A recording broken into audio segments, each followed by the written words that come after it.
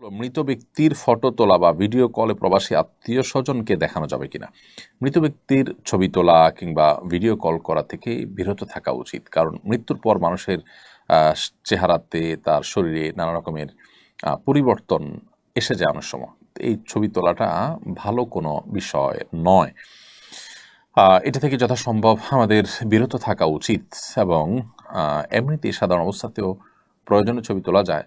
ছবি তোলার ব্যাপারে, ফটোগ্রাফির ব্যাপারে আমাদের যে মতপার্থক্য আছে, যে ডিজিটাল যে ছবি তোলা হয় মোবাইলে বা আমাদের বিভিন্ন ডিভাইসে যেটি থাকে, যেটি প্রিন্টেড নয়, সেটিকে অনেক ওলামায়ে জায়েজ বলেন এবং জায়েজ হওয়ার মতটাকে আমাদের কাছে নানাভাবে যৌক্তিক এবং বেশি শক্তিশালী মনে হলেও এটি সতর্কতার পরিপন্থী যে প্রয়োজন ছাড়া আমরা ছবি তুলব, সেখানে মৃত ব্যক্তির ছবি তোলা বা ভিডিও করা তো অনুচিত। তবে একান্ত তার সন্তান দূরে আসতে পারছেন না, তাকে যদি আপনি লাইভ ভিডিওর মাধ্যমে, লাইভ কলের মাধ্যমে দেখাতে চান, এটা ভিন্ন বিষয়।